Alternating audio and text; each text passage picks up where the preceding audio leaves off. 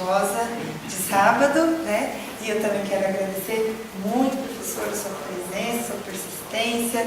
A maioria de vocês, acho que alguns de vocês estavam aqui, outros devem ter acompanhado pela transmissão da TV Câmara também, se não vão ter a oportunidade de ver depois, que a gente teve um debate muito rico ontem à noite sobre a reforma da Previdência, com um posicionamento brilhante do professor, como ele é republicano, que pensa o país, independente de bandeiras, né, e que vem trazer toda a sua competência, capacidade e o mais louco de tudo, eu acho louco, sua disposição, né? Ele abre mão até do salário dele e está aqui, ó, no sábado de manhã fazendo o que acredita. É por isso que eu falei na minha fala, tenho certeza que esse país tem jeito, né, professor?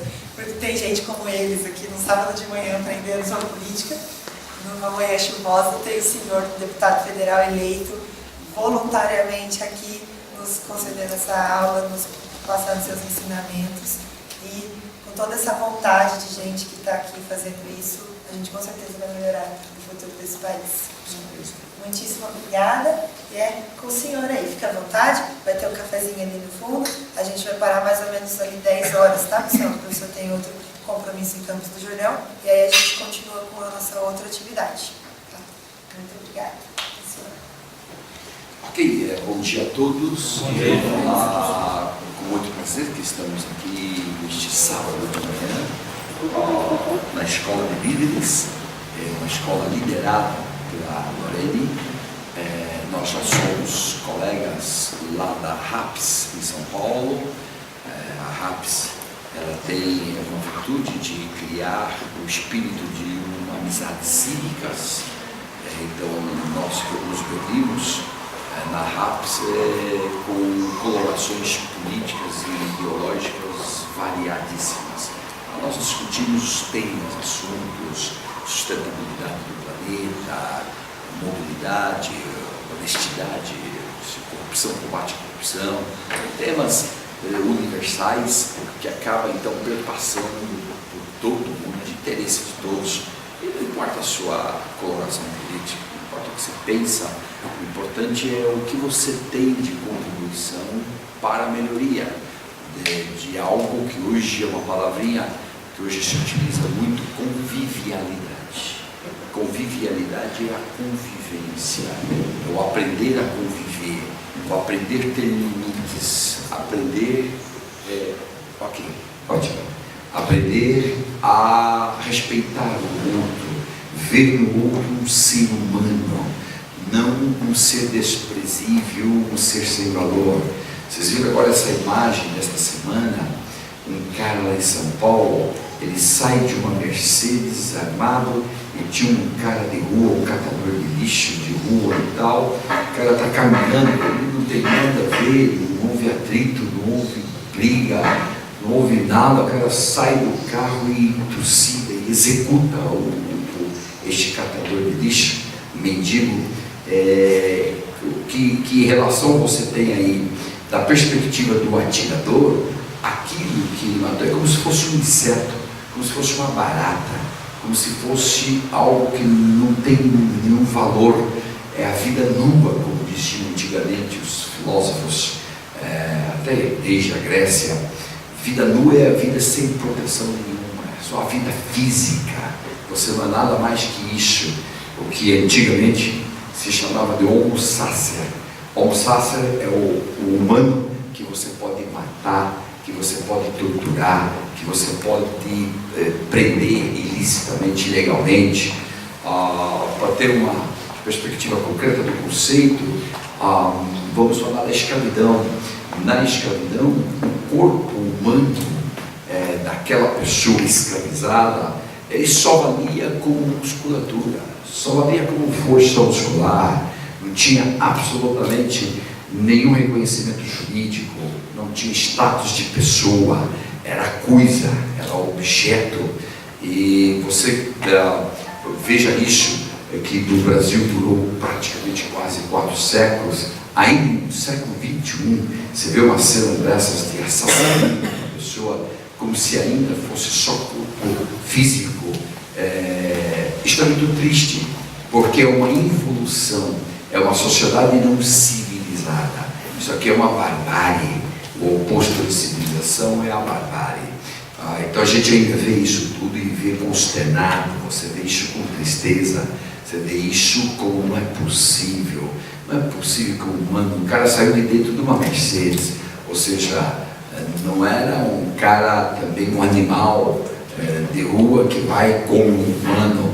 O cara deve ter estudado um pouco, ele deve, sei lá, a gente imagina que sim, pelo poder aquisitivo ali, a gente pressupõe que tenha tido escola, passou por escola, teve pai, teve mãe, ninguém ensinou absolutamente nada, nenhuma norma ética para ele, porque nesse instante que você pratica um ato desse, você joga a ética fora, completamente fora.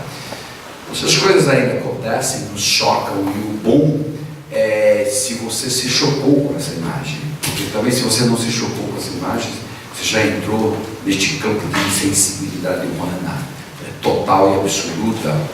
E essa insensibilidade humana, ela está muito ligada a um modelo socioeconômico mundial que prevalece, que foi vitorioso nos últimos 40 anos, que é um modelo de neoliberalismo radical. Tem que distinguir, não confunda, ao liberalismo, ao neoliberalismo e ao radical. Quando chega a pontos radicais, aí você se radicaliza completo e você já não vê mais o outro como humano. Nas redes sociais, este fenômeno já é nítido, absolutamente claro. Você já não vê o outro com quem você ali está divagueando, você já não considera o outro como ser humano, petistas do lado e bolsonaristas do outro. Antigamente PT, PSDB, o debate na internet é um debate que revela homus brutus, sem nenhuma, não está dilapidado absolutamente nada. Isso é muito triste. Por quê? Porque a humanidade depositou muita esperança na modernidade. A modernidade são os últimos 300 anos. E essa esperança, ela começa fundamentalmente no instante em que nascem as ideias iluministas do final do século XVIII, do século XIX. As ideias iluministas que separam Deus e o Estado, Estado é Estado, Deus é Deus, separa a religião, portanto isso se chama processo de secularização. Se imaginava que a ciência fosse dar conta de tudo. E, de fato, a verdade é que as ciências evoluíram todas nesses últimos 300 anos. A ciência médica, por exemplo, uma coisa fantástica. Hoje a gente já está conseguindo ver 80, 90 anos, tem gente já chegando a 100 anos, e cada vez mais tem gente chegando a 100 anos de idade. Essa evolução da ciência, que desenvolveu muitos remédios, e também uma atividade preventiva nossa. Ciência tecnológica foi um absurdo que evoluiu, hoje é monstruosa, porque enquanto que lá no começo da humanidade nós tivemos duas revoluções industriais, meados do século XVIII e meados do século XIX, só agora no período de 20 anos nós já tivemos mais duas revoluções industriais. A revolução de 90, que foi o mundo da internet, que revolucionou nossa vida por completo, e a revolução de 2010, que é a quarta revolução industrial, que é o mundo da inteligência artificial, dos robôs, o mundo da impressão 3D, o mundo do carro sem motorista, e etc. Tudo isso revela o quanto de evolução que teve a ciência tecnológica. Foi impressionante. Ela construiu coisas incríveis, coisas extraordinárias, que podem e já estão facilitando muito a nossa vida. Chegou ao ponto agora, está chegando ao ponto do GovTech. GovTech é uma plataforma que governa as cidades. Já tem várias cidades experimentais em que a plataforma ela governa a cidade. Então ninguém mais vai em prefeitura. Em Washington, por exemplo, ninguém mais coloca o pé em nenhum espaço físico de nada público, porque está tudo na internet, tudo que você quer, vai na internet, você quer o quê? Um alvará, você quer conversar, você quer falar do buraco na rua, você quer falar do semáforo quebrado, o que você quer falar? Fala tudo na internet, já te responde na hora, o governo está de plantão 24 horas, tudo isso revela o quê? A inteligência humana, a capacidade humana de progresso. Outra ideia central da humanidade foi a ideia de progresso. E outra ideia central é que a ciência domina a natureza. Então nós, com a evolução da ciência, vamos dominar e não vamos mais ter problemas de inundações, de desmoronamentos. Então, o humano vai evoluir. Esta é a experiência e a expectativa. E a verdade é que, então, a modernidade cresceu muito, evoluiu muito, nos apresentou muitas coisas de progresso, mas falhou muito. Nos últimos 300 anos, nós falhamos muito do ponto de vista ético. Não ensinamos ética, não ensinamos convivência pacífica, a guerra continua, nós somos guerreiros, a guerra de todos contra todos continua, ainda matamos por motivos absolutamente irrelevantes, nós ainda adoramos coisas agressivas, nós temos uma agressividade inerente a todo humano, somos violentos por natureza, nós nascemos muito violentos. E como é que nós vamos suavizando esta tendência natural para a violência? Na medida em que você vai sendo domesticado, e a domesticação, isso é coisa de Nietzsche, na medida em que você vai tendo progressos civilizatórios, você vai percebendo que legal, então melhor assim, viver assim, que bacana e tal. Aí nascem ideias como convivialidade, algo de convivência, tudo é ética, e esse ponto falhou, a modernidade falhou, e então nós criamos uns humanos que acham que é dono de tudo, que pode falar tudo, que pode agredir tudo, que pode dar tiro em tudo, que pode matar, que pode trucidar, que pode tudo, que você pode tudo. A escola tampouco está cumprindo o seu papel ético e moral no sentido de Joshua Green, moral no sentido de cooperação coletiva, nós não vivemos sozinhos, nós não somos não somos únicos no planeta, então a gente tem que conviver, e para conviver com você eu tenho que ter regras, eu não posso pegar meu carro aí e sair como doido na rua fazendo o que eu quero, tem regras para tudo, cada esquina tem um semáforo, para respeitar o outro, a vez é do outro, você não pode passar, se você vai passar, você vai gerar um acidente, matar, ou vai se matar, então isso tudo falhou, nós falhamos. Então a governabilidade, quem governa, os que governam, também falha no sentido ético, e essa falta de ética em quem governa dá toda a roubalheira que a gente vê no mundo inteiro. O mundo inteiro passa por um momento crítico e agudo de corrupção, é uma corrupção generalizada, é o mundo, e paralelamente a isso tudo, a modernidade, então foram nascendo os modelos de Estado. Então o Estado, como é que nós nos relacionamos com o Estado e como é que o Estado se relaciona com a gente? Porque o Estado, o primeiro modelo de Estado nasce em 1651 a partir de um filósofo inglês chamado Hobbes. E este filósofo constrói o chamado Estado Nacional.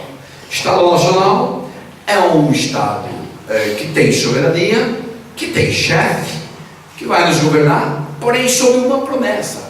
Como é que se construiu este Estado nacional? O primeiro modelo de Estado que nasceu, o Estado Nacional. Mas como é que se construiu esse Estado? A lógica foi simples. Você me dá a tua liberdade, eu tomo conta da tua liberdade e eu te dou segurança. Essa é a promessa do Estado. Número 1, assim nasceu o Estado. O Estado de Hobbes. E acontece que nós acabamos então, por um pacto fictício, a gente acabou dando liberdade para o Estado. Você administra aí minha liberdade e tudo e tal. Eu concordo que eu seja limitado na minha liberdade. Eu concordo, você limita a minha liberdade, mas em troca você me dá segurança, que é tudo que se queria, porque se vivia na época em que havia guerra de todos contra todos. Então não tinha limites, cada um mata o que foi. A vida humana, você morrer com 35 anos era o máximo, de média era o máximo, você não conseguia viver mais que isso, porque todo mundo ali matava as pessoas. Esse Estado Nacional, criado então no século XVII, meados do século XVII, ele evoluiu para um segundo modelo de Estado. Então no século XVIII, os chamados filósofos radicais, eles disseram: olha, tá bem, nós entregamos nossa liberdade para você, Estado, e você está aí agora administrando todos nós. Já começaram os abusos. O Estado começou a ser um torturador, Estado ditador, Estado que ele não tinha limites. E aí então nasce o liberalismo, famoso liberalismo do século XVIII. Para que liberalismo? Respeite as liberdades individuais, não toque. Aí o Stuart Mill, o mais fantástico de todos os liberais, ele escrevia, ele que criou a noção do Estado vigilante noturno. Leia-se: você, Estado, só me vigia na hora que eu saio das regras. Enquanto eu estou dentro das regras, respeite minhas liberdades, minha liberdade de falar, minha liberdade de escrever, minha liberdade de pensar, minha liberdade de reunir, minha liberdade de viver minha vida econômica como eu quiser. Então aí nasce o segundo modelo de Estado, Estado liberal. Primeiro, Estado soberano, Estado nacional. O segundo, Estado liberal. E então isto entrou na economia com uma rapidez incrível, porque a liberdade central era nossa, humana, e paralelamente a liberdade de empreender, a liberdade de ser empresário, a liberdade de ter sua empresa, a liberdade de fazer negócios, essa liberdade econômica. Isso era totalmente restringida pelo Estado Nacional, que queria ele ser o dono de tudo. No Brasil, inclusive, nós imagine que só abriu os portos do Brasil em comércio em 1808 por João VI. Então você imagine que nós todos não tinham liberdade disso, não tinha liberdade de comprar e vender as coisas. Então o liberalismo, ele nasceu sob dupla perspectiva, tanto a perspectiva política, nós com a nossa liberdade de reunir, de falar, de agir, de casar, de não casar, de namorar, etc. E a liberdade econômica, no sentido de que você pode ter sua livre iniciativa para fazer seus negócios, etc, etc. Essas duas liberdades, aí confundem, muita gente confunde liberdade econômica com liberdade política, mas nasceram no século XVIII fortemente. E o Estado fica na tua aí, Estado, fica quietinho aí, deixa eu trabalhar, deixa o povo crescer, deixa cada um fazer seus negócios. Quando houver algum abuso nosso, você intervém. Então assim era a regra do jogo. O jogo liberal nasceu desta maneira no século XVIII. Aí aconteceu um fenômeno. O fenômeno é que, se você deixar a liberdade econômica totalmente livre mesmo, aqueles que têm poder econômico vão matando os pequenos. Não existe uma concorrência bonitinha, respeitosa. Quem tem mais vai engolindo menos e vai massacrando. E outra coisa, que é uma tendência natural do humano, eu quero um monopólio. Eu exploro X ramo. Isso aqui é meu monopólio, não entra não bota concorrência não. Então o capitalismo nesse instante começa a se deturpar, começa a não cumprir o que ele deveria cumprir. Vamos concorrer, concorrência, quem vender por melhor preço vai levar, e tal. Bom, aí nasce toda a ideia de capitalismo, desequilibrou tudo.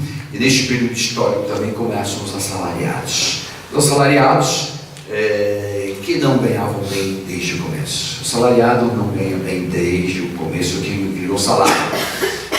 Começou então, nós começamos a ter muito desequilíbrio socioeconômico, né? Então quem tinha muito, e quem tinha pouco ia perdendo tudo. É um pouco de modelo de sociedade de São Mateus, porque São Mateus diz: a quem tem tudo será dado, a quem não tem tudo será tirado. Essa lógica de desigualdade, de massacre na base da pirâmide, por quem está no topo da pirâmide, esse massacre é antigo, é desigualdade muito antiga. E então nasceu o terceiro modelo de Estado, que é o Estado de bem-estar social. E quem desenvolveu isso foi um casal, Beatrice Webb e Sidney Webb, no final do século XIX, eles percebendo a miséria do povo, do trabalhador, eles então criam um novo modelo de Estado. Que modelo de Estado é esse? O Estado tem que dar ajudas mínimas para aqueles que mais precisam. O Estado tem que prover a educação básica, tem que dar educação para o povo. O Estado tem que dar saúde, tem que ter um hospital público onde as pessoas vão. Se você está morrendo, não tem condições de pagar. O Estado tem que disciplinar esse mundo econômico. O Estado tem que fazer isso, etc. E tal. Isso se chama Estado de bem-estar social. E isso no final do século XIX.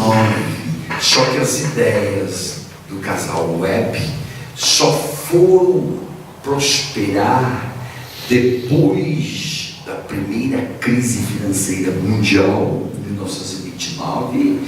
Aí nos Estados Unidos se faz um plano de respeito ao trabalhador, de pagar bem para o trabalhador, de ajudar o trabalhador, porque os Estados Unidos precisavam recuperar, estava tudo na falência absoluta e total.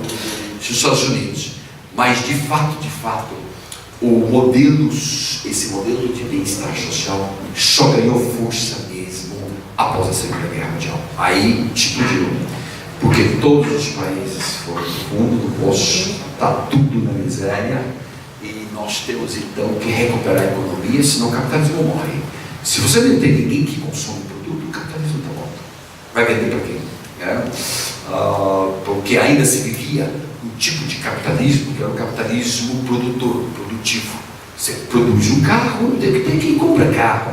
Senão, acabou minha fábrica, eu vou fechar. Se eu produzo um fogão, uma geladeira, eu tenho que ter gente para comprar minha geladeira, meu fogão. Senão não vai. Era ainda um capitalismo de produção.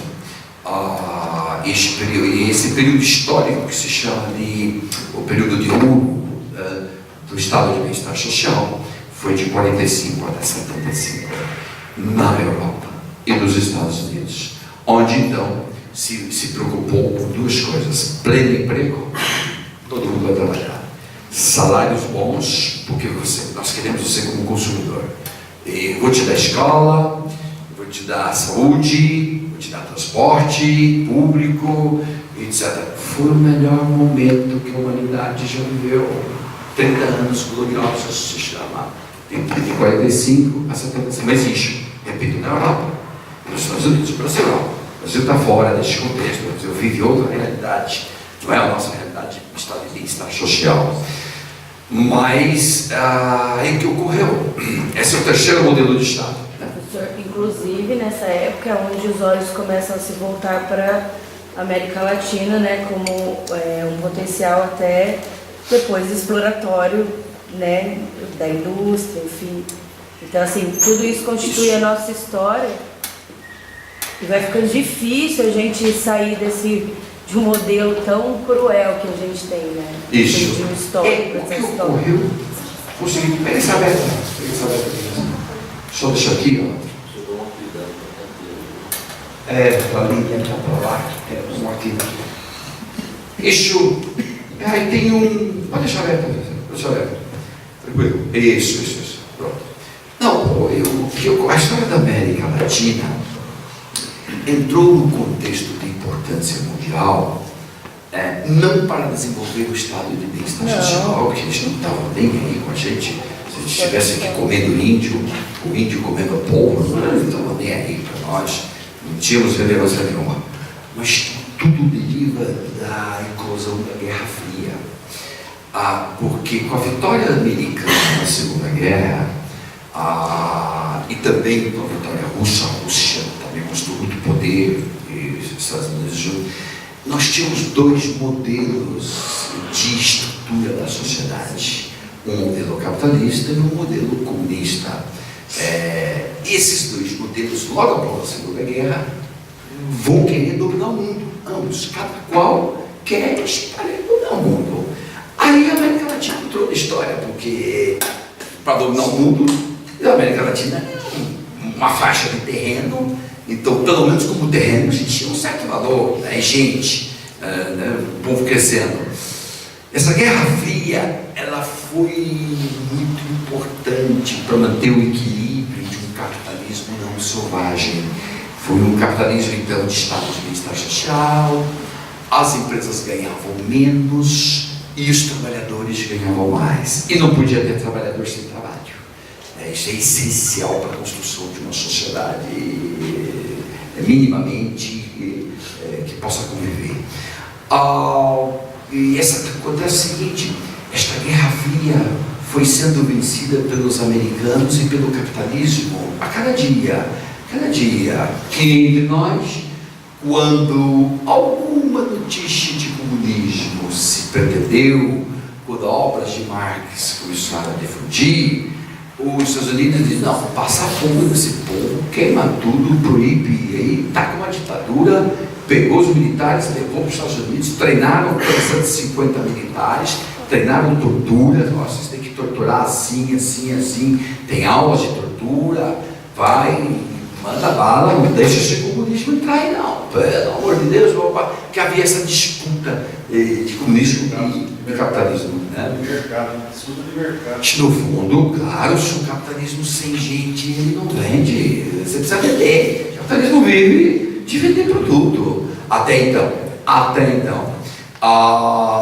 E aí veio a ditadura entre nós, 21 anos de ditadura, o comunismo não prosperou, prosperou o capitalismo, o modelo capitalista sob ditadura, e a guerra foi até 89. Na hora que caiu o muro de Berlim, você já tem um vitorioso, você já tinha um perdedor. Em 89 caiu o muro de Berlim, em 91 a antiga União Soviética se desmorona, cai tudo e acabou tudo, terminou, ou seja, o comunismo morreu, ficou em Cuba, pouco Venezuela, Coreia do Norte, Iêmen do Sul, ficou em alguns cantinhos do planeta. E a partir daí, a partir do muro de Berlim caído, vitória do capitalismo, só que, e aí vem o quarto modelo de Estado. Então, o primeiro modelo de Estado, o Estado Nacional; segundo modelo de Estado, o Estado liberal; o terceiro modelo de Estado, o Estado de bem-estar social; e o quarto modelo de Estado, que ganha força já no final de 70, já está forte. Com a queda do muro de Berlim, o quarto modelo é o neoliberal. Quarto modelo neoliberal, aí vitória total, e unificou o planeta ocidental, pelo menos a parte ocidental está unificada. O neoliberalismo é uma teoria econômica, é uma ideologia. E o que ele pensa? O que ele quer? Ele quer o Estado enxuto, o Estado pequenininho, nada de bem-estar social. Negócio de bem-estar social, ajudar pobre, ajudar a gente, nada. Não, isso aí não. Enxuga o Estado, vende as empresas, vende tudo. Margaret Thatcher começou com a história toda em 79 na Inglaterra, depois Reagan em 80 nos Estados Unidos, vende tudo. Estado não é para ser empresário, o Estado tem que cumprir mínimas funções. Pronto, aí vem, e quem tem que ganhar dinheiro agora? Agora não é mais o trabalhador. O trabalhador já ganhou muito. Milton Friedman tem uma frase exatamente assim: chega, stop, o trabalhador já ganhou muito dinheiro. Agora daqui para frente é a empresa, é o acionista. Chegou a nossa desforra, ele usa essa expressão, chegou a nossa revanche, agora somos nós.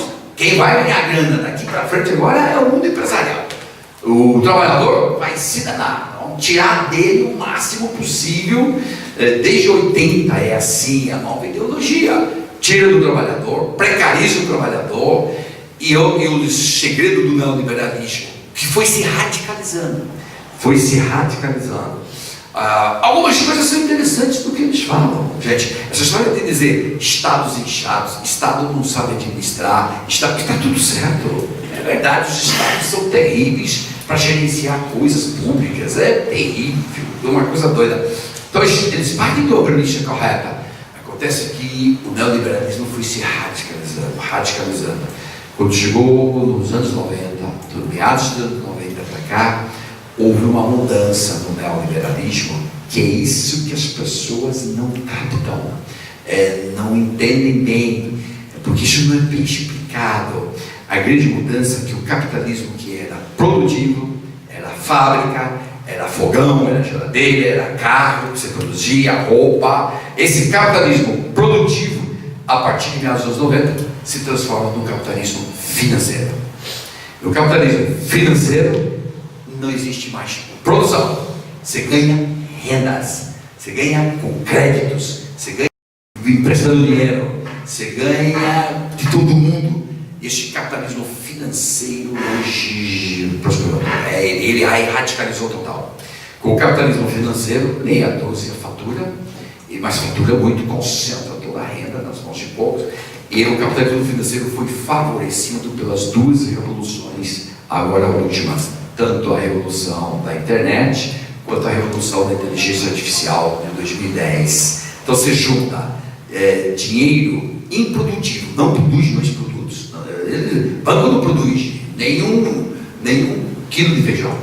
Banco não produz uma cadeira. Banco não produz nada, nada. Banco não produz.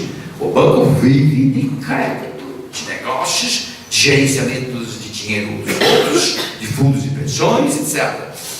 Esse capitalismo financeiro é muito cruel. Ele é muito cruel. Ele ficou muito radical. Nós precisamos dele. A verdade é que não dá para viver sem bancos. Não existe nenhum momento histórico que vive sem bancos. O banco é preciso. Só que eles vão radicalizando, pegam os juros, mete os juros lá em cima. Aí todo mundo precisa de dinheiro, vai fazer um empréstimo. Você faz um empréstimo, você vai morrer com ele. Você nunca mais vai pagar esse negócio. E outro truque do capitalismo financeiro foi desde os anos, já no final dos anos 80, começo dos 90, o capitalismo financeiro, ele usou o truque das drogas, o truque do traficante. Qual foi o truque do traficante? Ele chegou para os estados todos, do mundo inteiro. Estou com grana aqui, está sobrando, eu te dou grana. Você quer grana para quê? O que você quer? Vou te dar juros 1% ao ano, pode ser, te dou 2% ao ano. E os estados, 1% está aqui, dá dinheiro aqui. E os estados foram se endividando, desde os anos 90. Hoje explodiu. Você não tem mais um estado que não é devedor de bancos hoje. Não tem. Você pega o Japão, 250% do PIB do Japão. Ou seja, 2 PIBs e meio é a dívida do Japão. 1 PIB e meio é a dívida dos Estados Unidos. 1 PIB e meio é a dívida da Itália. Todo mundo hoje deve muito, é muito devedor do sistema capitalista financeiro. Eles vivem de juros. Eles querem só juros. Então eu te dou dinheiro bem baratinho no começo, eu te deixo você dependente. É a dependência de droga, igualzinho. Você fica dependente de mim. Agora, meu caro, cada vez que o Estado vai se explodindo e precisando de grana, ele diz, agora meu juro é mais alto. Meu juro é mais alto. E o Estado precisa, porque ele se comprometeu a fazer isso. Ele vai pegando dinheiro e então, de meados de 90 para cá, o capitalismo financeiro tomou conta de tudo e se radicalizou. Radicalizar é capa social. Não tem mais social, que se dane social. E se o povo morrer aqui, enterre o povo, enterre tudo o povo aí.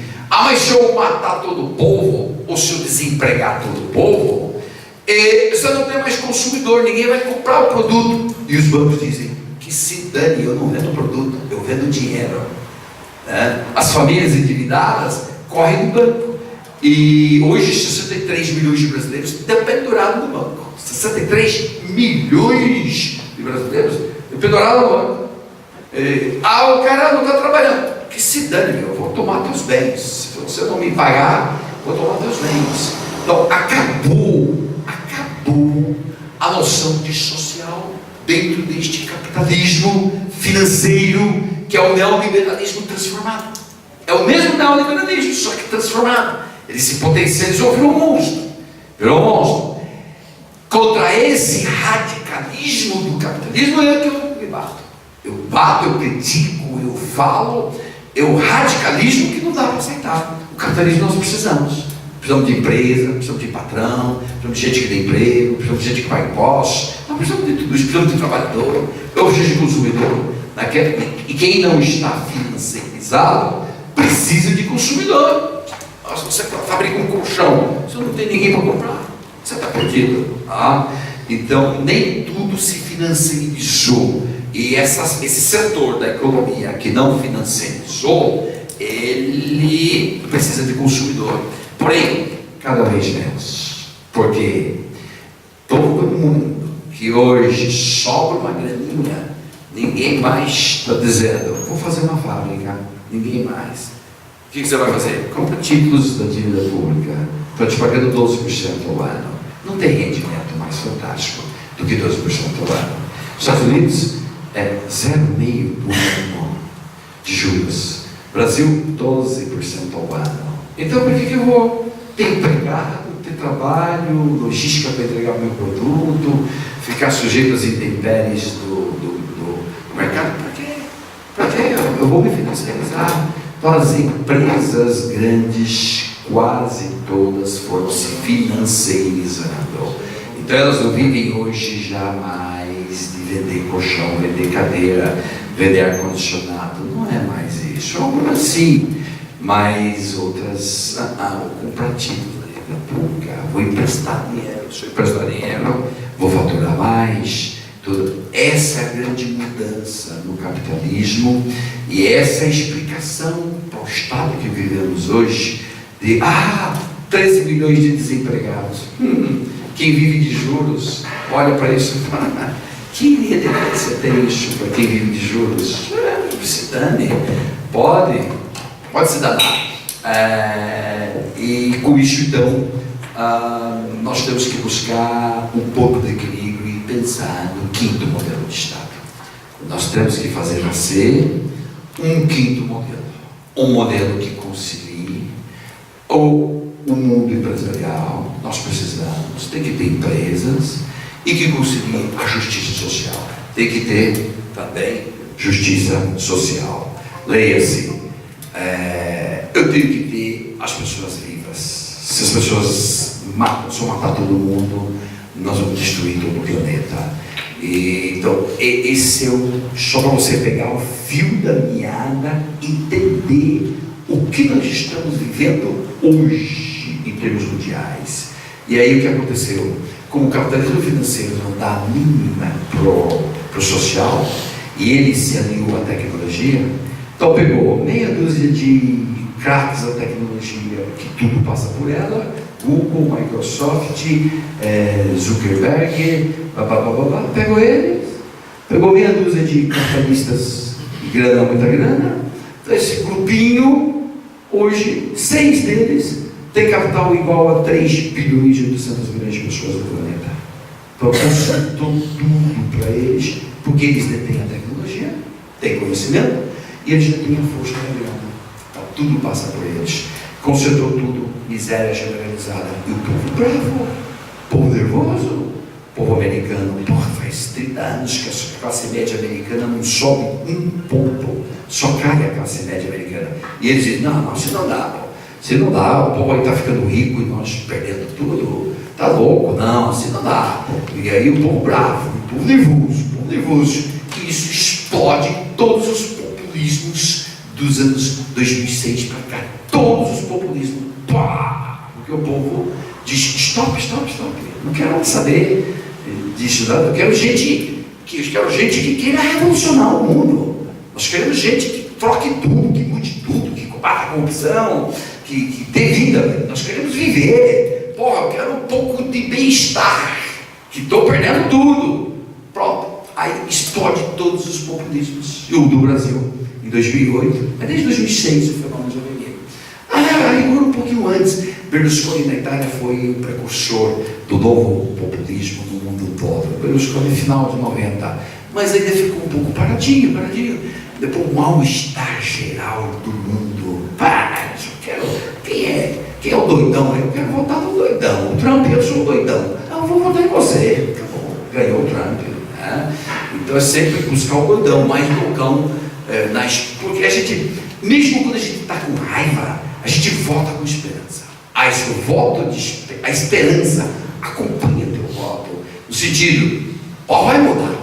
vai mudar, vai ter mudança, vai alterar, isso explica os votos de todos os populistas eleitos na Polônia, Duda, na Hungria, Viktor Orbán, na Índia, Modi, na Rússia, Putin, na Turquia, Erdogan, na Venezuela, Chaves / Maduro, o Brasil agora Bolsonaro, se alastrou, porque o povo está bravo, o povo está nervoso. E agora então, estamos vivendo um outro momento desse contexto todo. O capitalismo continua faturando. No Brasil, por exemplo, você vê que só dá lucro para o banco, e grandes empresas de informática, isso aí vem faturando, está concentrada a renda, isso continua, toca. E os novos governos assumem com uma tarefa dificílima e dura. Qual que é a tarefa? Para tentar desmobilizar o contexto geral de concentração brutal de renda e precarização de todo o trabalho. E diminuição da classe média, rebaixamento da classe média. Pois é uma tarefa de titã para enfrentar essa estrutura de poder com o mundo globalizado. É uma tarefa de gigantes, tem que ser muito gigante. E aí agora está se dando um novo fenômeno. Você deposita a tua esperança numa pessoa, com a esperança de que ela vá fazer toda essa tarefa hercúlea de enfrentar tudo isso, mudar a tua situação de vida. E no fundo cada um quer egoístamente melhorar a tua vida. Não tem que governar, é melhorar a vida das pessoas. Faça isso, você é o melhor governante do mundo. Mas quem está assumindo agora não está conseguindo. Aí vai frustrando outra vez. Então você já estava frustrado com o modelo de Estado e de governante, e aí você deposita toda a sua esperança no novo governante para fazer isso e isso, e o governante não vem para enfrentar tudo. Ai, meu caro, frustração de novo. E o povo diz: pô, outra vez, caramba, vou ter que trocar outra vez meu ídolo. E vai trocando de ídolo. Já está dando este fenômeno, já está ocorrendo. É um fenômeno bem novo, já te diria que isso já é um fenômeno de 2018, 2019. É um fenômeno que está acontecendo agora em vários países. Então aí, eu vou te desdobrar um pouquinho mais o rostinho, já a gente fala, você já pediu a voz. Se o senhor vê a bolsa de valores e tudo isso aí, o senhor acha que é uma coisa especulativa, que influi no país, para dar lucro para o empresário? O senhor, do ponto de vista da questão da bolsa de valores? Em Nova York, em 1929, houve a queda da bolsa. Foi. E até hoje não pagou ninguém. Estão pressionando a bolsa para devolver o dinheiro para o povo, até hoje não pagaram, né? Os especuladores, os grandes. Perfeito. Bolsa é lugar mesmo de dar um tiro no escuro. Todo mundo vai para a bolsa, é risco, alto risco. Você joga numa empresa, daqui a pouco aquela empresa.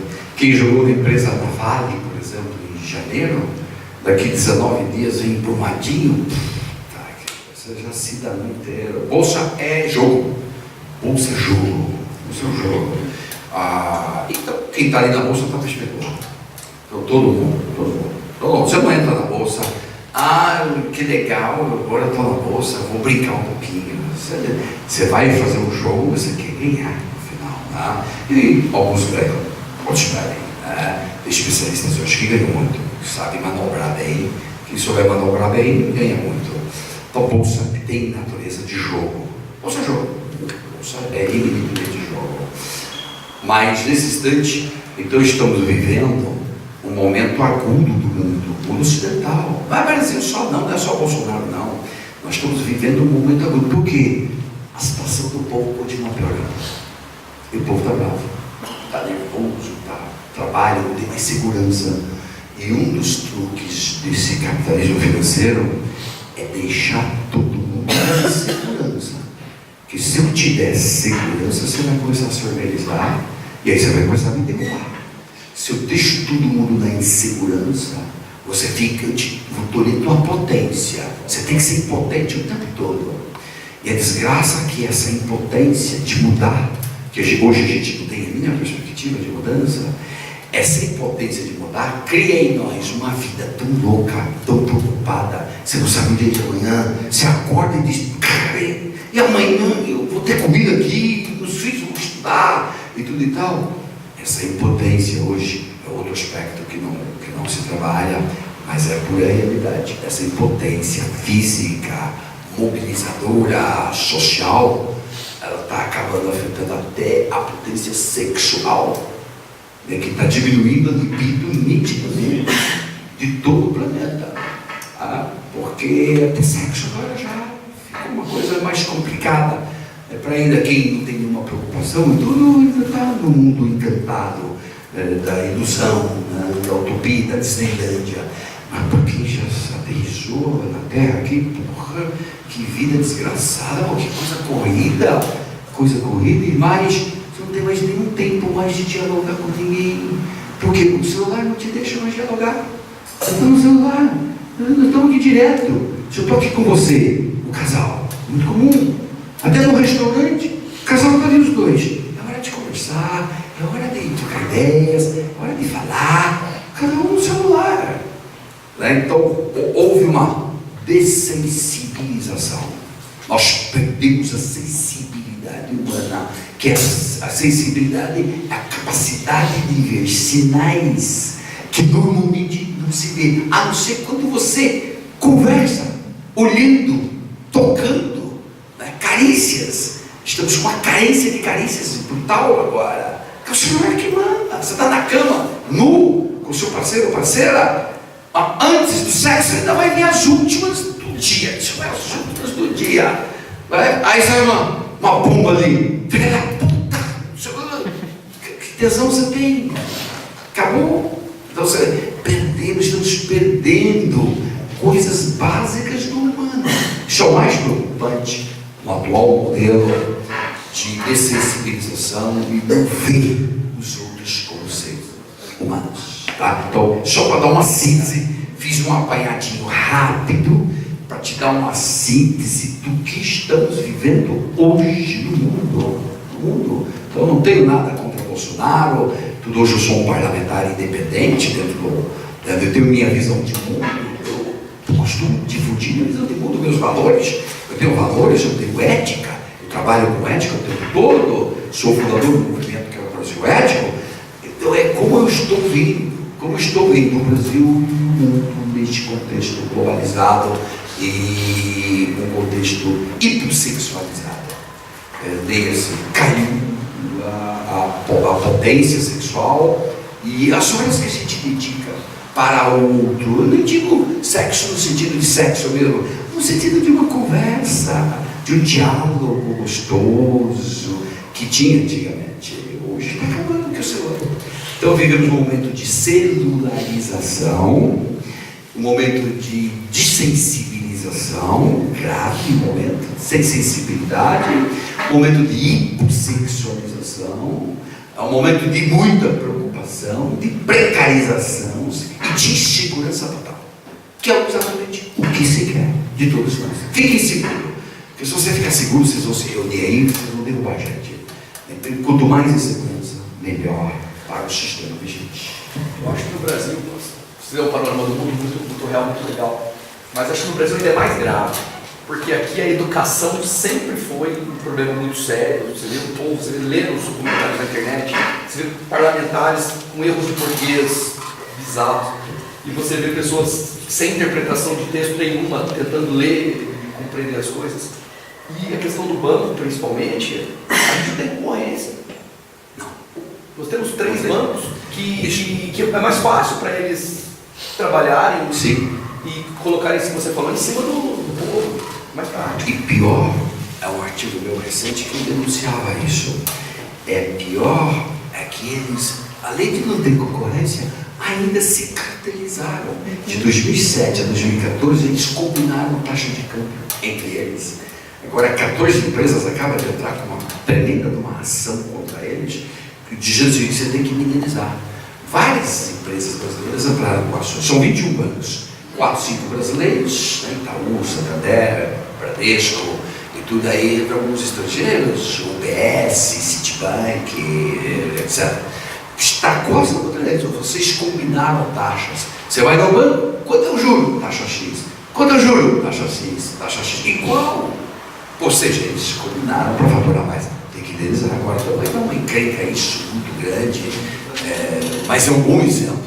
É um bom exemplo de um mercado monopolizado e que, portanto, cria um capitalismo selvagem. O capitalismo é uma coisa, ser selvagem é outra coisa. O capitalismo, ele gira, ele faz o mundo girar, é ótimo, ok?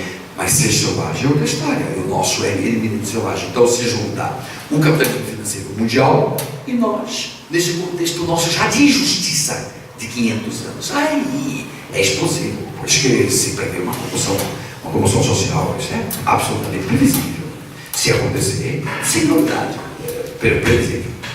Aqui. Você acha que esses bancos online que estão vindo agora, tipo Nubank, essas coisas assim, vem para combater um pouco isso, vem como uma concorrência verdadeira do que tinha antes? Mesmo caso do Uber com taxista, acho que seria tudo nessa linha de... Vem sim, vão criando as ideias, o mundo é este, é um mundo encantado da liberdade de iniciativas. Então, no Nubank, por exemplo, ou outros tantos fintechs, todas essas fintechs que estão nascendo, elas são concorrentes. E vamos ver até que dia que ela aguenta não ser vendida. Porque o Itaú vai ter supermercado. A XP vai comprando tudo. Que hoje a XP é do Itaú. Então, isso é bem, vamos ver até quando eles suportam efetivamente a concorrência. Mas eu vejo como salutar, como saudável, que bom que vem gente nova, gente diferente. Eu vejo isso ótimo, porque aí é o verdadeiro capitalismo competitivo. E vai para a competição.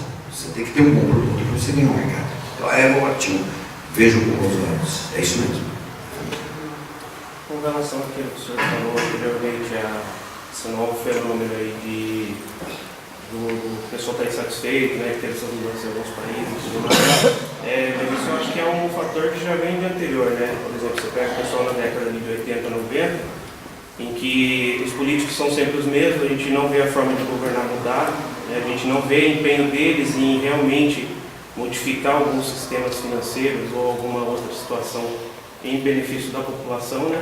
Então acho que isso já foi gerando aquela insatisfação e algumas pessoas atualmente já estão tendo um conceito um pouco diferente disso daí, então elas querem mudança realmente, então elas vão depositar, como o senhor falou.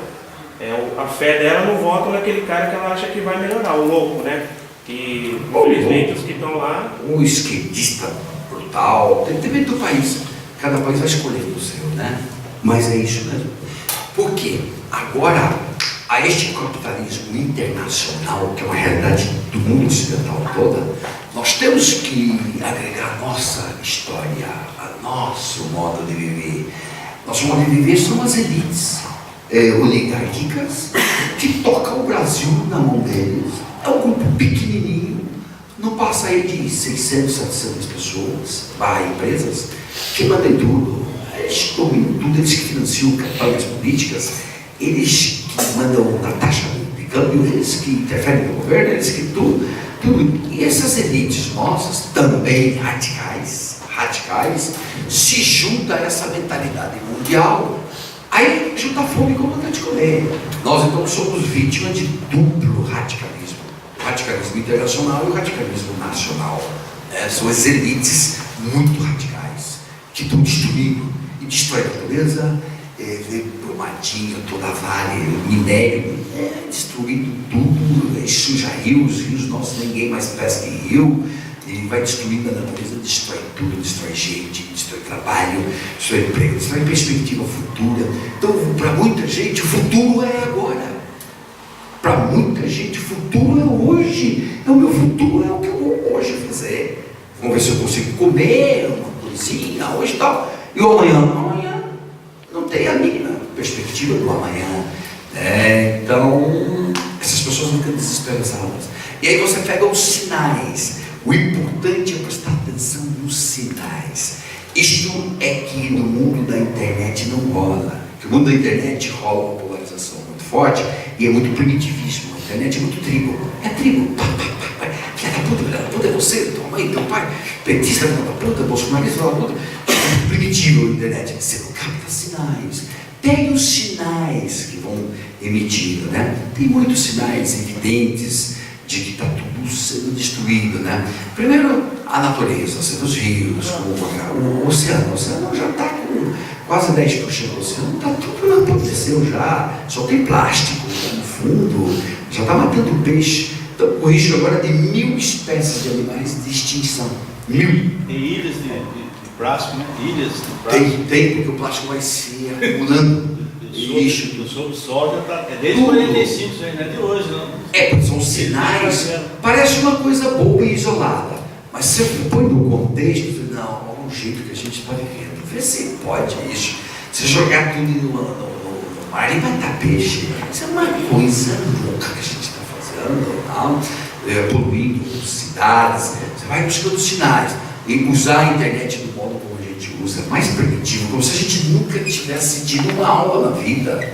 Você vai para a internet, você nunca teve aula. Dá a sensação, mas como uma tecnologia magnífica que foi inventada, que poderia transcender, poderia reconstruir o mundo com essa tecnologia, ensinar coisas fantásticas, uma escola dessa de política. Nós podemos ter na internet 500 escolas, todo mundo ligadão nas escolas, né? Nada, então vai vendo sinais, vai prestando atenção, somando os sinais, você diz, ih, a coisa já atingiu nível tal. Então, celularização, da nossa vida, desensibilidade, perdendo a sensibilidade, hipossexualidade, não só no sentido do amor-sexo, mas sim no sentido de carinho, de atenção, e tudo está perdendo, estamos afundando, são sinais dos novos tempos. Agora, mas é isso que a gente quer para a vida.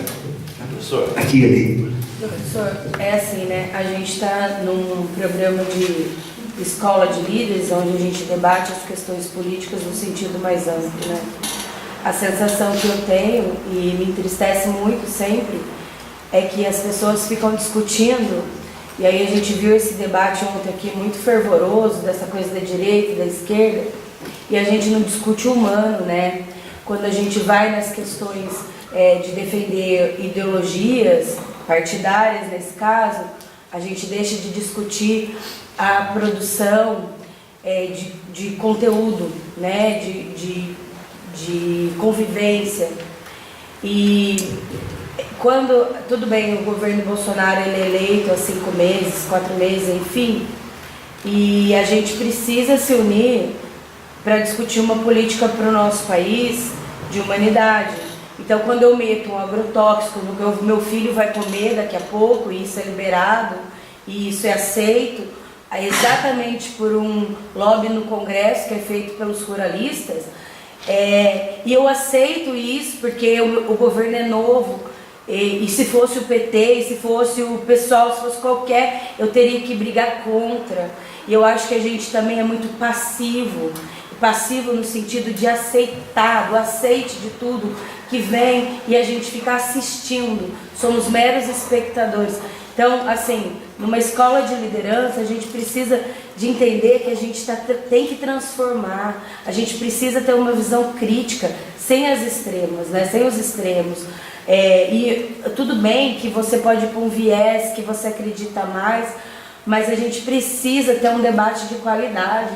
O nosso debate é muito raso, porque, claro, é uma deficiência, como o Vinícius falou, da nossa educação, não tenha dúvida que são anos históricos, mas aqui a gente precisa superar isso, né? A gente vê às vezes as pessoas defendendo algumas coisas sem conteúdo. A gente precisa estudar, a gente precisa ir a fundo, né? A reflexão aí que a fala me permite fazer é a seguinte: existem as etapas de transformação. Todos os povos, nos momentos que se transformaram, cumpriram rigorosamente as etapas, que são 5 etapas. Você tem que seguir o ritual. As etapas são o seguinte: primeiro, a dor. Sem dor, sem sacrifícios, o humano tende a ficar onde ele está. Se eu não sinto dor nenhuma, para que eu quero mudar? Mudar é terrível, mudar te tira do sofá, você tem que tirar a bunda do sofá, Você tem que sair por aí, ir sábado de manhã, estudar, pô, que gostoso hoje com essa chuva, ai que delícia ficar na cama, no colchãozinho ali e tal. Então a primeira coisa é sentir dor, e a dor no nosso caso brasileiro, do mundo ocidental, mas do brasileiro, a dor está cada vez ficando mais evidente. Cada drama humano terrível, de mata, morte, tudo, então é por aí fora. Depois da dor, você vai sentir a consciência. Você tem que ter consciência do que você está passando. E aí você ganha consciência do contexto injusto. Você vive num contexto extremamente injusto. Você diz, pô, eu estou aqui sofrendo para chuchu. O outro ali está na moleza e ganhando tanto, sem fazer nada. O outro está ganhando abusivamente, os bancos cobrando juros absurdos, estratosféricos. Você vai tendo consciência do contexto que você está. Terceiro lugar, vem a indignação. Há quem se indigna, há quem não se indigna. Mas se vem a indignação a partir da conscientização da tua dor, você vai se indignar e você vai ficando, então, vai ganhando forças. Aí você vai saindo do estágio de impotência para o estágio de potência. Potência tua, potência de se indignar, potência de querer mudar. Você começa a se sentir empoderado.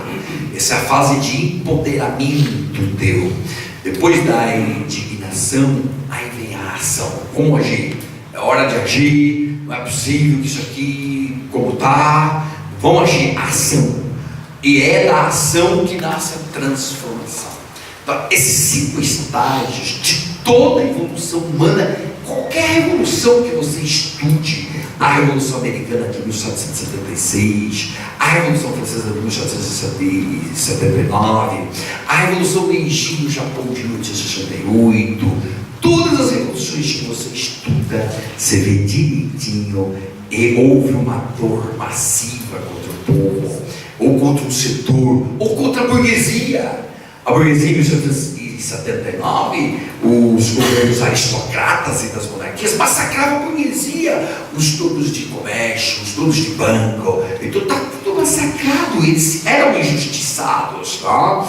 E reagiram. A Revolução Francesa era a Revolução Burguesa, dos donos do capital, mas eles não eram nobres, não frequentavam o salão nobre, não ia para Versailles, não podia falar com o rei e tudo. Eles se sentiam marginalizados.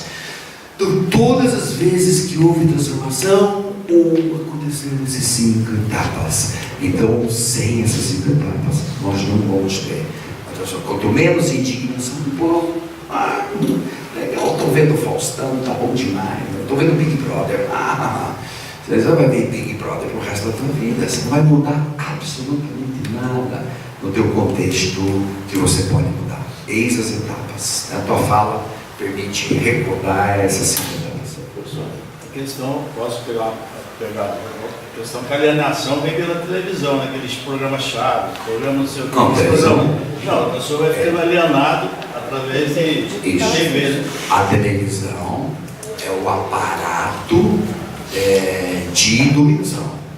Capitalismo traz. Claro, tanto que o capitalismo comprou quase todas.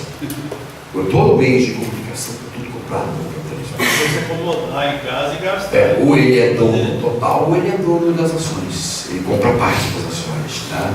Veja a Veja agora. A Veja se quebrou. Faliu. Quem foi lá? O BTG, o banco. Comprou a Veja. Ele afrontou o mundo. A Veja. É isto. Então, você vê que o capitalismo financeiro está em tudo hoje, tudo. E a mídia, a comunicação, é extensão do capitalismo. É o jeito de você dominar. Se eu não dominar direitinho a população, não gerar impotência na população, aí o pessoal vai me derrubar. Nós derrubamos, se chutar todo mundo derruba. Você tem que gerar impotência e insegurança. Eu tenho que me sentir seguro. Não me deixa seguro. Se eu ficar seguro, não reunir e vai ter problema. Então, professor, para onde vamos? Por exemplo, claro que não existe lugar perfeito, não existe país perfeito, mas geralmente a gente usa como modelo os países escandinavos, pelas suas economias de bem-estar social, pela sua legislação extremamente progressista. E eles estão sempre nos índices de educação, de felicidade, então a gente sempre tem eles como referência. Será então que a gente não tem que voltar para uma economia e um estado de bem-estar social? Será que não será, em vez de... Isso é o seguinte, a próxima etapa, você tem alguns modelos em Canadá, Nova Zelândia, Austrália, Escandinávia, 5 da Escandinávia, Noruega, Suécia, Dinamarca, Finlândia e Islândia. São nota 10. Isso é o modelo mais civilizado de convivência humana que o humano conseguiu inventar até hoje. São esses países. Aí você diz, professor, vai comparar Brasil com a Alemanha, Brasil com outro, mas não tem como comparar. Não vamos comparar com ninguém. O caminho não é a comparação. Sobretudo nós e a Alemanha. Depois do 7-1 vai comparar o Brasil com a Alemanha. Perdemos de 7-1. Não tem comparação. Não tem comparação. A questão não é comparar, é copiar. O que fez de certo? Escola, enfiar todo mundo na escola. Pagar, buscar emprego, bom, buscar emprego. O que fez de correto em copiar? O futuro, que é o nosso paraíso, só pode ser alcançado se a gente fizer as coisas básicas que eles fizeram. E todos esses países foram miseráveis. Todos. Suécia do século XIX era o lixo do lixo da Europa Norte, né? Da Escandinávia. Todos miseráveis, todos corruptos. Suécia é uma corrupção tremenda. Chegou um dia, vamos botar ordem. Vamos botar ordem aqui. Porque tem que ter ordem, blá, blá, blá, blá, blá, blá. E criou o melhor jeito de viver. Tá? Então sim, temos os modelos, temos que mirar nesses modelos e ir copiando o que é correto nesses modelos. Se todos eles hoje, os ótimos, passaram por educação, então se eles podem, sem educação não dá. Então para chegar lá eu tenho que ter uma educação de qualidade. Então começar passo a passo, no caminho correto, não no caminho equivocado. Hoje estamos no caminho completamente errado, uma polarização ideológica muito forte, um governo ideológico. Não pode, o governo tem que agregar. Se você não faz coisa no social, você não consegue aprovar políticas públicas suas. Então está um grave problema. Aqui. Dentro desse correto que você diz, porque hoje que você falou, a gente se espelha em alguém que alguém vai resolver, não vai ser a gente que vai resolver. A gente joga o jogo na culpa dos outros e fica nessa falsa esperança. Deu certo ou não deu certo. Nessa questão, não é a gente ter a autorresponsabilidade e participar junto do governo, participar junto para essa mobilização do correto?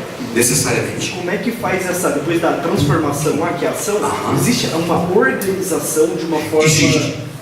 Também não adianta transformar para deixar as elites pequenininhas roubando tudo de nós. Não adianta nada. Existe, você tem que ter metas certas. E que é que falhou também? Uma falha da modernidade foi não ensinar ética para nós. Falhou. Foi feio. Foi feio. Foi moral. Ensinaram ética e moral, foi horrível. Aí agora é o seguinte, nós não podemos mais dar esses furos. Você tem que ter programas certinhos, onde chegar, o que eu quero. E o que eu quero é, sobretudo, educação por um. Começa por aí. Aí você vai ter domínio da tecnologia. Aí o brasileiro tem um talento tremendo para aprender coisas. É impressionante a nossa capacidade de aprender. No instantinho, a meninada toda está tudo sabendo tecnologia, está desenvolvendo, está fazendo startups, está estudando rapidinho. Mas tem que ter a base. Base é escola boa, para todo mundo período integral, e ensinar ética dentro, convivência. Tá? Vai da base, tem que ter tarefas básicas. Não adianta pular, vou dar um salto. Não, saltou não vai. Então, isto é fundamental. E aí, a questão toda, uma outra reflexão que eu faço, acho que ontem à noite eu não fiz aqui com vocês, mas é uma reflexão bastante, que sintetiza bastante a nossa história, que é a seguinte: há muita gente, agora, este ano, nos 5 primeiros meses, há muita gente que está se sentindo no inferno, e há gente que está se sentindo no paraíso.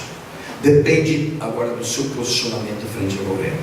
Quem gosta do governo acha que tá bom, que o que ele vem fazendo tudo bom era o que esperava dele, blá blá blá. Então tá no paraíso. E a gente que está achando que o inferno. Porra, o inferno continua. Que vida desgraçada, a economia não está crescendo, o desemprego está aumentando, o serviço público está caindo. De que inferno, que país infernal é este? Vamos lá.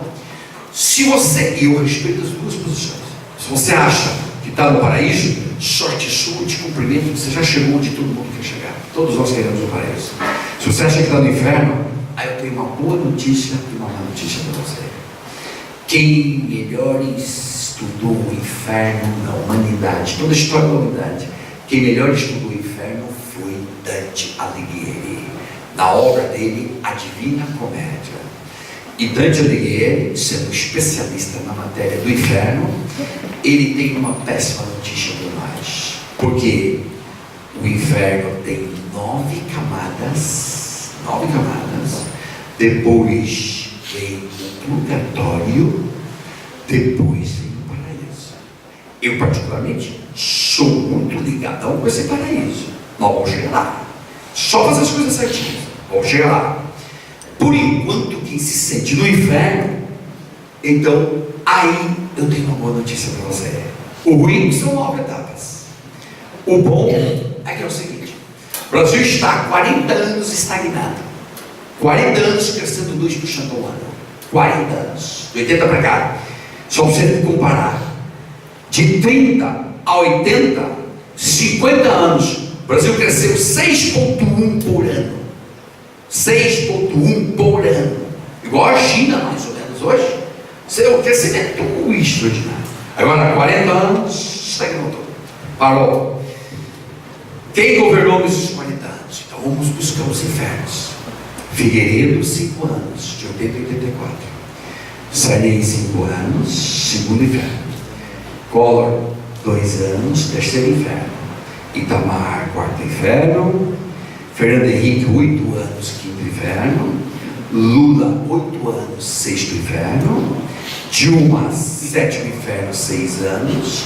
Temer, 2 anos. Com Bolsonaro estamos no 9º inferno. A boa notícia é essa. Esse nome do inferno parece A demorar. boa notícia é essa. Senhor que é interessante,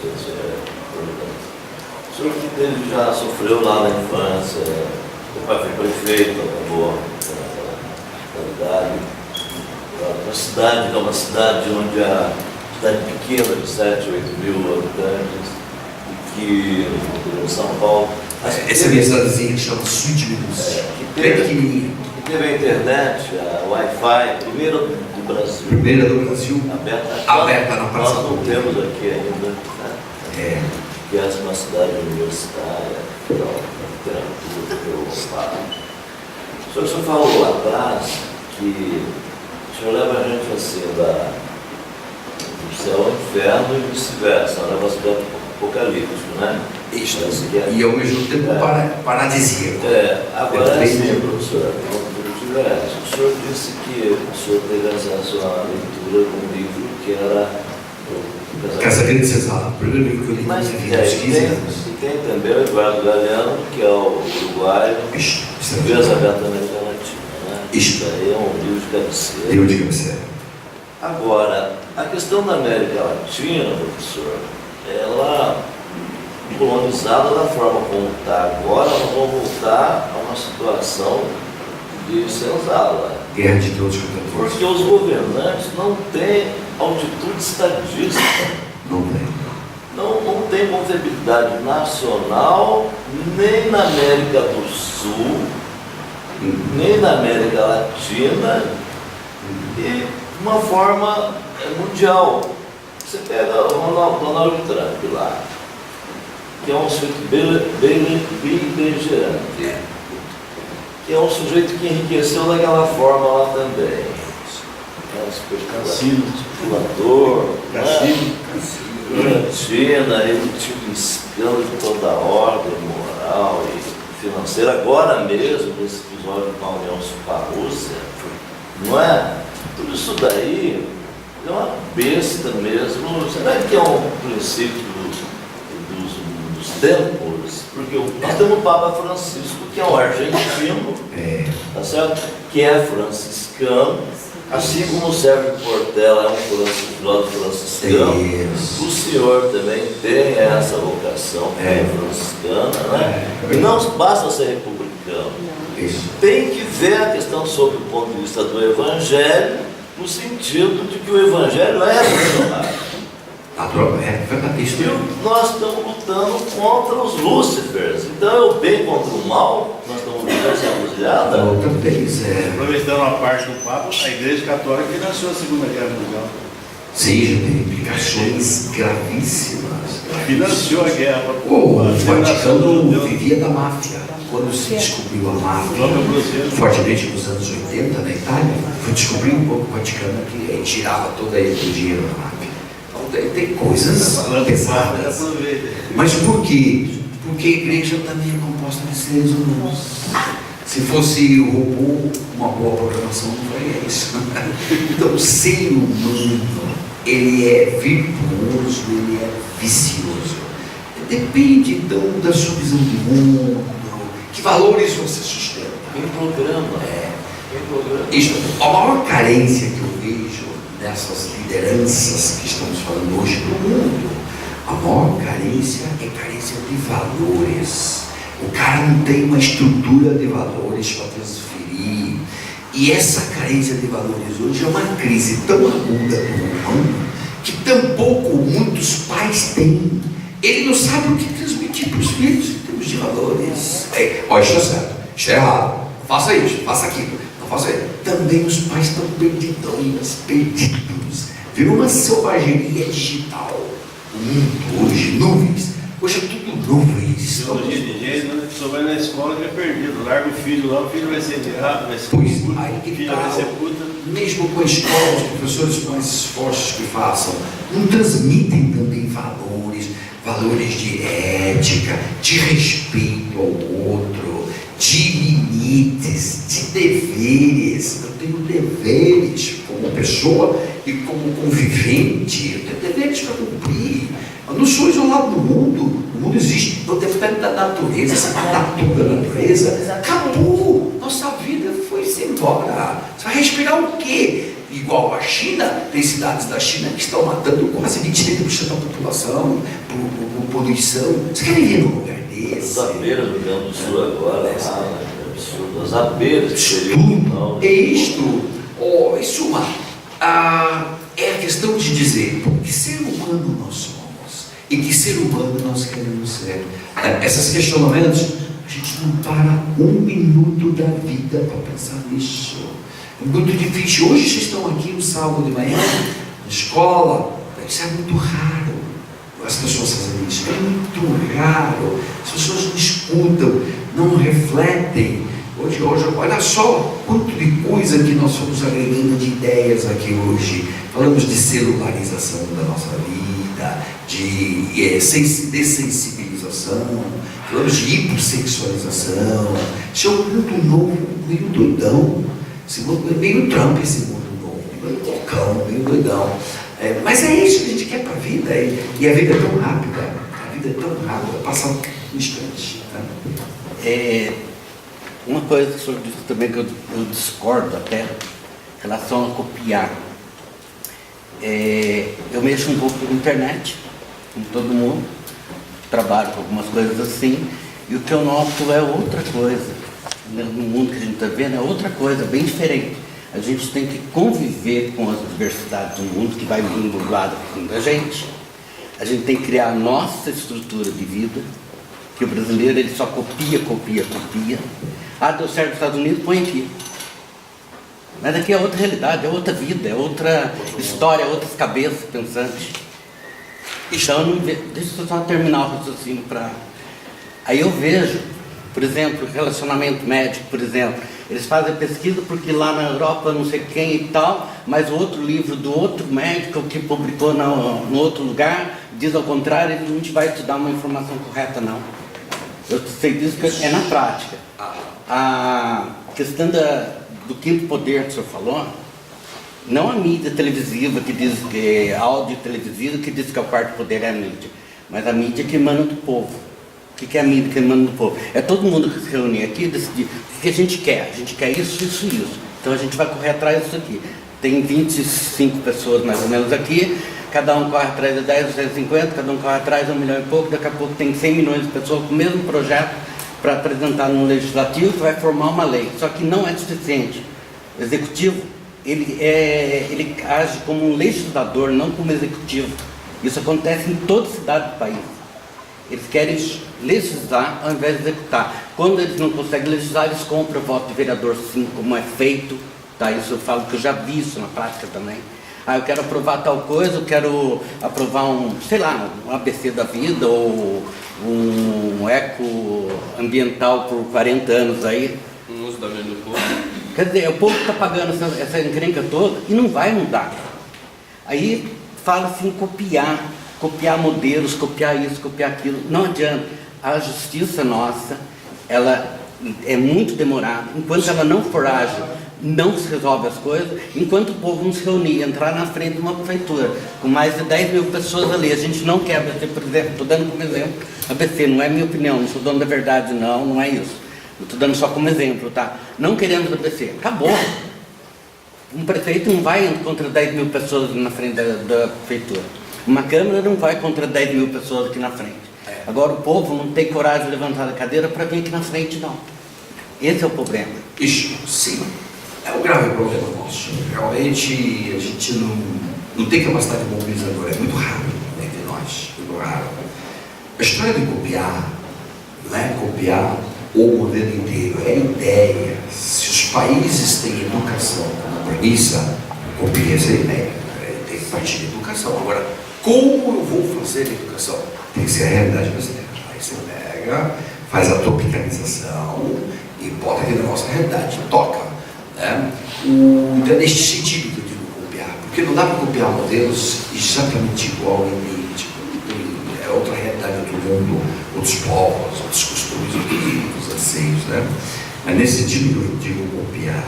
E no mais, você fala de mobilização total da sociedade. É isso, mas para mobilizar, essa já é a fase da ação. Antes você tem que ter tido consciência. E antes, consciência do quê? Consciência da dor que você está sofrendo.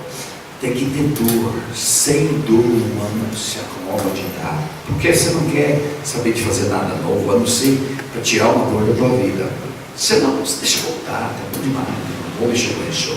Então, essa conscientização depende muito de falar e de apresentar propostas em que as pessoas confiam. Se eu te disser agora, sabe qual é a solução do Brasil? É o seguinte, todos nós temos que morar na Lua. Lá é correto, lá é tudo uma maravilha, tudo e tal. Aí você diz, mas como é que nós vamos executar essa ideia? Então não dá, a minha ideia não está boa. Não dá para todo mundo ir para a Lua agora. Tá? Então, o mundo das ideias é o que move o mundo. Mas você tem que ter boas ideias. Se suas ideias são ruins, você só vai levar a desgraça. Vai levar a desgraça. Mesmo que você mobilize um grupo de gente, sua ideia é muito ruim. Os fascistas do começo do século passado, Mussolini, depois Hitler, o nazismo, só tiveram ideias e mobilizaram povos inteiros, países. Eram ideias ruins, não eram ideias construtivas de mundo, eram ideias destrutivas do mundo. Então, se você segue um guia teu é destrutivo, se você segue, só vai dar destruição no final. Não tem nem dúvida, só vai dar destruição no final. Então nós estamos hoje carentes de lideranças mundiais com ideias construtivas. Nós temos muitos líderes mundiais hoje com ideias destrutivas. Né? Então não se preocupa com a educação e etc. E vai chegando brutalidade nas pessoas. Então este é um mundo realmente preocupante. E uma coisa certa, de convicção minha, que eu suponho que seja certa, os radicalismos não funcionam. Nem de esquerda, nem de direita, nem conservador, nem liberal, nem nada. Radicalizou, você já está excluindo. Você não está incluindo, você não está agregando, você não está dialogando. Você está radicalizado. Não importa a sua ideologia. Radicalizou, você não é construtivo, você é destrutivo. Toda radicalização é destrutiva. É o que vivemos hoje. Uma polarização tremenda, uma radicalização brutal. Você não vê uma ideia boa, uma ideia de nação, de país, uma carência brutal de ideias, em consequência de lideranças que sustentem ideias construtivas. É isso aí, mas mobilizar o humano não é fácil. Não é fácil. Nem na Grécia eles não conseguiram. A gente fala tanto da ágora grega, na praça pública, que o povo nem dava 10%. O povo não ia nem para a praça pública. Aí nasceu aquela palavrinha idiotes. A palavra idiotes em grego significava quem não vem discutir as coisas públicas, quem não participa das coisas públicas. É o idiotes. Mas a palavrinha nasceu lá. Ao contrário do que o presidente falou da garotada. É o presidente Bolsonaro, a sua parte de tudo, mesmo que você goste, mesmo os admiradores dele já percebem que. Ou seja, pega leve, busque um jeito agregador de governar, coesão, são palavras que não existem hoje no Brasil. Coesão, ideias boas para mobilizar as pessoas, projeto de país. Qual é o projeto de nação? Não temos projeto de nação. Então, um pouco do Renato Russo. Foi Renato Russo? Que país é este? Né? Que nós descumprimos totalmente a Constituição e ainda temos esperança de criar uma nação. Como? Se a gente descumpre tudo, como é que nós vamos construir uma nação? Então, carência de lideranças e o Brasil com esse potencial. Por isso, eu ainda volto para Dante Alighieri. Nós vamos chegar no paraíso. Vai nascer lideranças, porque a gente vai aprendendo com tanta dor. É tanta dor nesse país, é tanto desastre, é tanta morte na estrada, é tanto assassinato, é tanta coisa, tanta dor. Chega uma hora que o povo se esgota, se exaure. Né? A doutora e o doutor ali, já se chegou a hora? Bora, tem que ir lá para Campos dos Goitacazes. Falam lá 11h30. Doutora? Professor, pegando esse gancho que o senhor está falando da carência de valores por meio até mesmo da educação do país, por exemplo, a gente sabe que o presidente Bolsonaro, na maioria das vezes, não se expressa de uma forma adequada para conciliar todos os problemas do país, isso é visto. Mas, por outro lado, ele tem demonstrado algumas ações, por exemplo, para resgatar isso, quando ele, por exemplo, por meio do Ministério da Educação, incentivar a busca desses valores nas escolas, por exemplo, a retomada do hino nacional, que é uma questão que se perdeu, que é importante, que faz parte do resgate do patriotismo do país, para a gente poder mudar e transformar o país, e se criou uma polêmica em cima de uma coisa tão importante. É claro que a forma como que o MEC trabalhou isso foi equivocada, não passou de uma forma adequada. Mas você não vê nenhuma mobilização das pessoas em tentar ver que isso tinha um lado positivo. Entendeu? Os meus filhos estudam numa escola particular que eu preciso pagar, porque infelizmente a escola pública não provê o que eles precisam. E a escola, por iniciativa própria, independente de biologia, passou a executar o hino nacional uma vez por semana. Eu escuto, a escola é do lado da minha casa. Então, uma vez por semana, os alunos vão para a quadra de manhã e de tarde cantar o hino nacional. Parece uma coisa boba, mas você estimula o civismo, exatamente isso que o Brasil carece hoje. Perfeito. Porque as pessoas, quando você vai ver o estado vizinho lá, o Rio de Janeiro, por exemplo, por que não se resolve o problema do Rio de Janeiro? Será que as comunidades querem transformar o seu meio, que é hoje dominado por traficantes, em que os traficantes têm que levar um discurso assim, não, nós estamos aqui trazendo o que o governo não traz para vocês. O que o poder público deveria colocar para vocês, eles não põem, então a gente está aqui. E eles se tornam escravos disso. Então será que eles querem mudar essa realidade?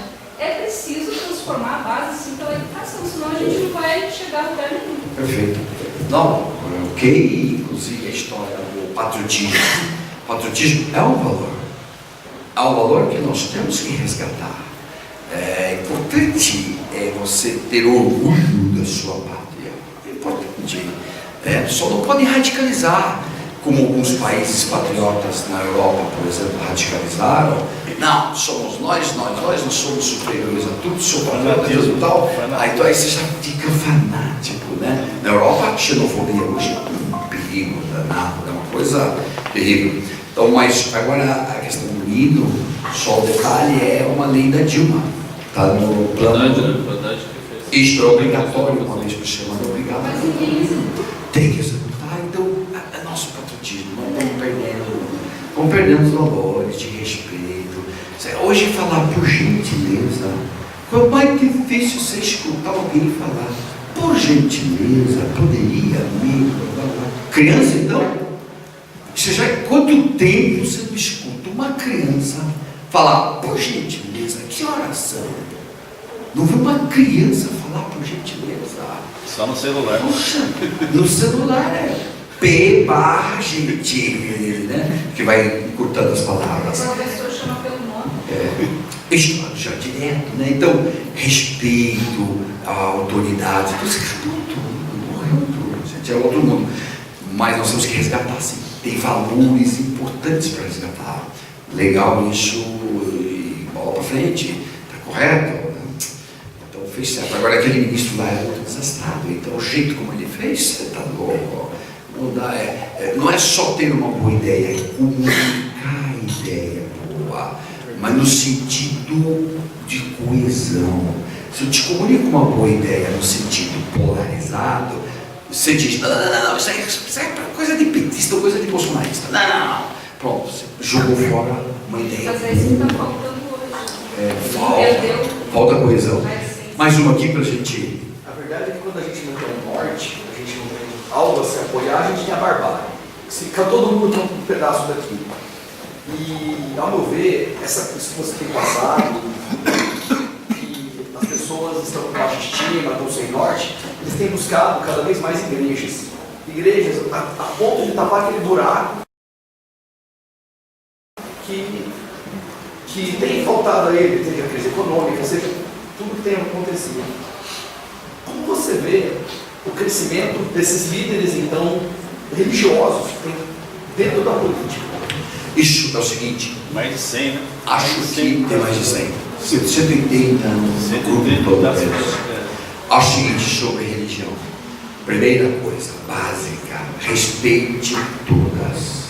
Cada um tem sua crença. Isso está na Constituição, não entre em detalhes. Cada um, você tem teu Deus, você tem tuas comunicações, você tem tua fé, você tem teus cultos. Enquanto você não afetar direitos de terceiros, tá? Por exemplo, eu tenho meu culto. Como é que é o seu culto? A gente mata uma criança cada culto. Opa, vai matar gente por causa do teu culto? Não, eu respeito o teu culto. Não respeito a tua crença, não. Você vai te tacar na cadeia. Você assassinou uma criança. Então, vamos lá. Enquanto não afeta terceiros, respeite. Agora, confundir política de Estado com religião é um grande erro. Separado já. Por quê? Porque a religião naturalmente depende da sua fé e das tuas convicções. E é tua. Você não pode transformar suas crenças, que nós respeitamos, numa regra nacional. Porque o teu Deus pode não ser o meu, a tua crença pode não ser a minha. Então, se a religião é um conforto individual, e ela cumpre um papel importante de um pouco de bem-estar para muita gente, que se conecta com suas orações, se conecta com o ser supremo divino.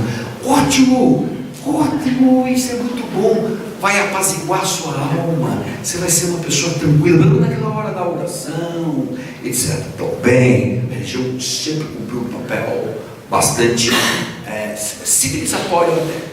Agora, fanatizou, dano todo. É demônio. É o demônio entrou no teu corpo. Porque é o fanatismo de uma religião. Se você quer impor tua religião e teus valores religiosos, você quer impor para todos, dá todo. Que eu posso não pensar igual a você, e meu Deus pode não ser o seu. Ou o meu diabo não é igual ao teu diabo. Você tem o teu diabo, eu tenho o meu diabo. Então aí complicou. A convivência se arruinou tudo. Então é respeitar, religião é religião, cada qual trabalha da sua maneira, transmita seus valores, primeiro religião, É importante, tem um cunho civilizatório. A própria palavra religião significa religar, é religar você, se conectar com o cosmos, conectar com a sociedade. Perfeito, tudo nós temos que respeitar, mas não tem que impor tua regra.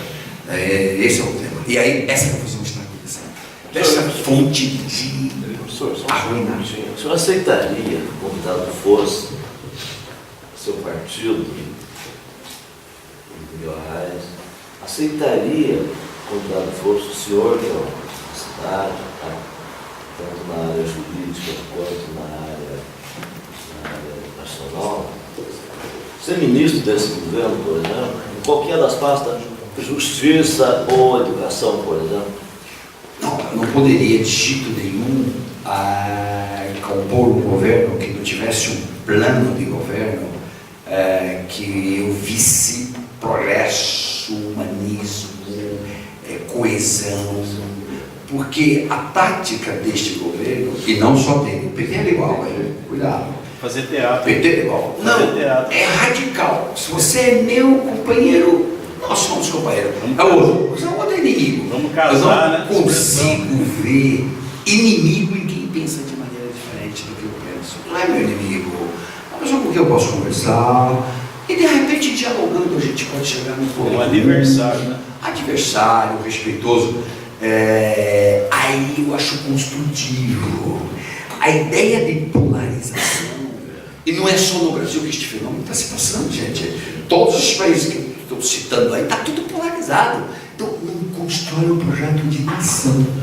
Eu estou hoje muito preocupado em construir um rumo norte de nação, de país, coesão, não desagregado. Então, nenhum país nenhum governo que desagregue, eu não participaria. Nem de esquerda nem de direita. Embora eu transite facilmente dentro da esquerda e da direita. Eu transito muito tranquilo lá no Congresso. Vou para cá, converso com a turma do PT, vou para cá, converso com todos os pessoal do PSL, converso com todo mundo. Porque eu estou escutando, estou vendo ali o que eles têm de bom. Cada um tem um lado bom. Como eu quero ser síntese, e sobretudo buscar uma via segura para nós, uma via que toque o Brasil, que faça crescer. Então eu não entro em jogo polarizado, mas diferente de uma disputa. Se eu vou para uma campanha eleitoral, eu estou em disputa eleitoral. Aí eu vou dizer que o outro é menos, que eu sou mais, e vai para fora. Gente, desculpa, eu vou até cortar o professor aqui, cortar o pessoal, porque ele precisa ir embora. O Gelson vai fazer o agradecimento e antes a gente sorteia. Sim. Isso. De 1 a 25. De 1 a 25? Então vamos sortear o número 11. Quem é o 11? Quem é o 11? A gente já faz aqui. Arthur? O Arthur. Depois você pega o autógrafo, tá bom? Então vamos fazer o seguinte aqui, gente. Ó, eu queria só. Isso aqui é o do Arthur. Arthur. Parabéns aqui, Arthur. Ganhou o nosso livro. Vai tirar aquela foto lá, ó. Deixa eu só então me despedir de vocês dizendo: minhas ideias continuam. Eu não mudo minhas ideias em virtude da minha autonomia. Eu mudo as ideias no sentido de que eu não vou trair minhas ideias, mas estou sempre aberto a dialogar. Você pode acompanhar no dia a dia. Eu tenho vídeos, todo dia eu publico vídeo e artigos, e estou falando todo dia. Só ir lá na minha TV, LFG, da LFG dos iniciais do meu nome, Luiz Flávio Gomes, tvlfg.com.br. Você botou isso no Google, pá, de cara comigo. A questão do fake news, vamos supor que o senhor estou vendo que o senhor não é um socialista, eu sou seu povo, né? O socialista é aquele que quer se ver na lista do Obrador, quer se ver na lista dos bancários, socialista, quer se ver na lista. Vendo que o senhor não sou seu povo, né? É uma mudança de política, é um sangue novo no partido. É um sangue. Eu não creio muito nessas divisões de direita e esquerda e tudo, eu não creio nisso. Porque são divisões não inclusivas. Você tem que incluir. Hoje, por exemplo, quando me perguntam, professor, então, a Afinal, mas só defende quem? Quem é a categoria que você defende? Digo, defendo todos os ferrados. Se eu defendo todos os ferrados, eu defendo a indústria que está se acabando, o comércio que está fechando, a agricultura que está se dando agora com a crise da China. Eu defendo o trabalhador. Eu defendo tudo, está todo mundo ferrado. De cima e embaixo. Só tem uma categoria que não está ferrada no Brasil. Banco só, não sobrou mais ninguém. Ou seja, então, tem que ter essa visão inclusiva de todos os problemas. Olhar todos. Os Illuminati é uma realidade, é fake news. Illuminati? O que é Illuminati? É isso que eu estou falando, é a família que domina o mundo do comércio mundial. Três famílias. Ok. Não. Então, isto é uma tremenda barbárie, porque se você concentra tudo nas mãos de pouco. É os 6%. Não, 6 pessoas. 6 pessoas têm capital idêntico a 3,8 bilhões de pessoas. 6 pessoas. Só Microsoft, etc. 6 pessoas. Isso é muita concentração. Aí, então o professor é contra lucro. Pô, eu fui um empresário de 12 anos, ganhei dinheiro, tive 2 milhões de alunos, ganhei muito dinheiro. Então, eu não sou contra lucro, não sou contra empresa, eu sou empresário. Continuo o meu espírito empreendedor. O empresário depende de lucro, senão fecha. Eu dava emprego para 10 mil pessoas. Eu tinha 10 mil pessoas trabalhando comigo em todo o Brasil. 450 escolas. Eu tive 450 escolas no Brasil. Leia-se. Esse lado empreendedor é muito importante. IASE, né? Exemplo IASE, né? É como uma rede dessas. Então, em suma, todos, tem espaço para todos. Respeitar todos. Agora, o cara é corrupto. Cadeia no cara.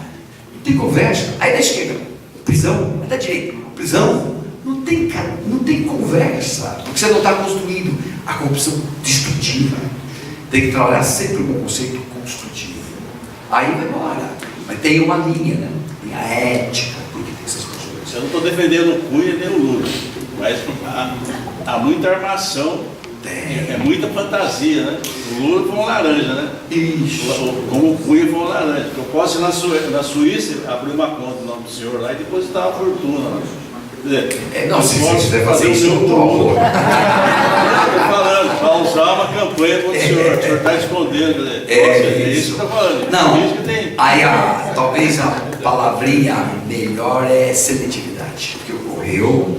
Eles fizeram lá. Não, estou falando, mas muita coisa é fantasia. Né? Mas a justiça foi seletiva, não pegou todos. E essa é a luta nossa. Isso que eu fico puto. Eu gosto do Moro, a gente tem toda essa hora de muito bom.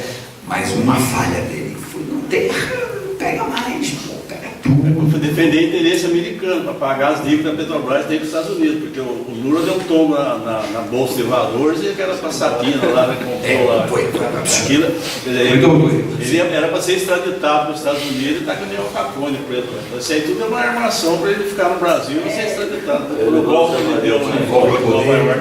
Tem um certo armação. Parabéns, professor. Vamos bater uma palma.